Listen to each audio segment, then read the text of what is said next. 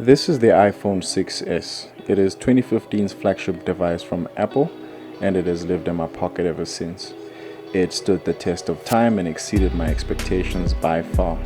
The aluminium back and sides kept the phone intact through drops and bumps, thus I was a bit wary of moving to glass back devices. The device held up well. It performed most, if not all, tasks efficiently, and I generally was happy with the device. The huge downside of keeping a phone for that long is the deteriorating battery life, and it was extremely evident in my case. My phone didn't last 5 hours without needing a charge, and that was my life. So instead of replacing the battery, I decided I'm going to get this year's flagship phone, which is the iPhone 12 Pro.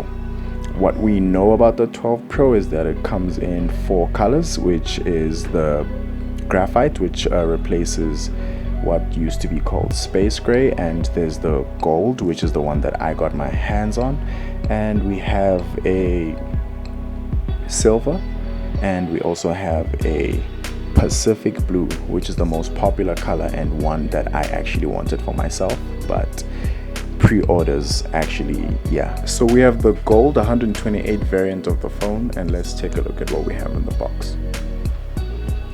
And finally, the iPhone 12 Pro in glorious gold, and this is one of, if not the easiest purchases I've made this year, and my goodness, what a good looking phone.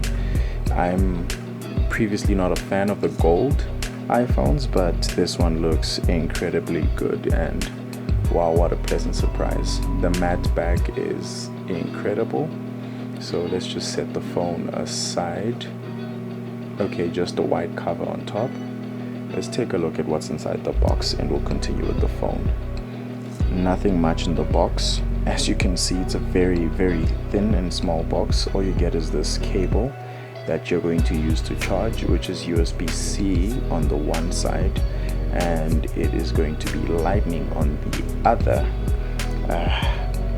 Nothing much inside, just your SIM ejector tool, some warranty information obviously, and your Apple sticker. One Apple sticker this time. That's funny because I saw a lot of people that got the phone at launch in the US complaining about one Apple sticker, and to me that's honestly not a deal breaker. I am honestly more concerned about the fact that you get nothing else in the box. So no earphones, no charger, so I had to run to the iStore and get myself this charging brick. It's a USB-C charging brick, and it's gonna run you back 399 rands in South Africa. So I suggest you get yourself that if you want that fast charging juice. But let's set the phone aside and compare the box to the old iPhone 11 box, which I have in hand. This was the space gray variant of the phone.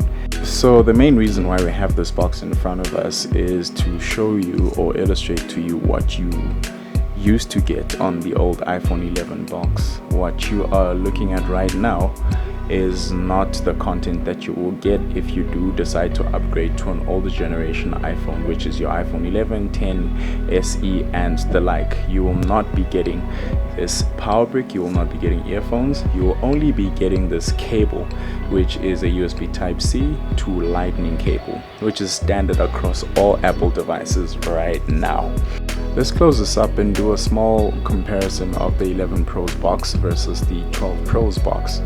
As you can see, the 12 Pro's box is significantly smaller than the 11 Pro, and that's due to the fact that you don't get the same content as you did in the 11 Pro. And small information on pricing is that the 12 Pro right now is around 50 rands cheaper on contract than it is to get yourself the 11 Pro. So I would recommend you get yourself the 12 Pro over the 11 Pro if you're trying to upgrade on contract. The 11 Pro is a bit more expensive. Finally, taking a look at the phone itself. Peel test, not much of a peel test, but as you can see, man, the surgical stainless steel is going to be a huge fingerprint magnet. I mean, I've touched the phone just a few times and fingerprints galore on the stainless steel. The back is a beautiful matte finish, similarly found on the iPhone 11 Pro. they kept the same design language there, and the sides are surgical stainless steel, different to the back. The one thing that I was mostly excited by was the 5G millimeter wave antenna, which is supposed to be found here, right here on the side. It is not there, apparently it's US only. On the other side, we have the silence button, the volume up and down, and the SIM tray has moved to the different side. At the bottom, it's a similar experience as last year. We have our microphone and our speaker set alongside the lightning port.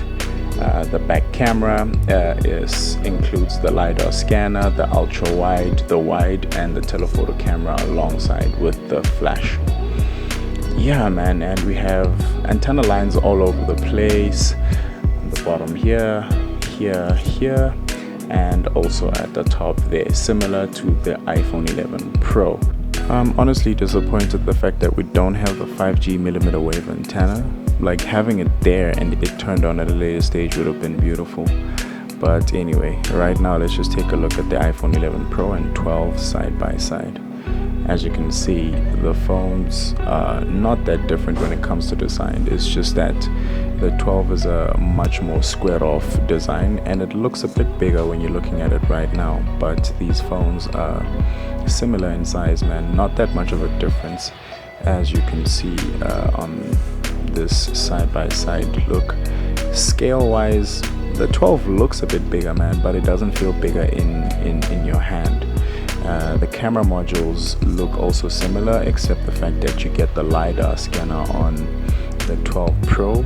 The design, as I stated before, is a matte back on both phones and a stainless steel surgical on the 12 and a normal stainless steel on the 11.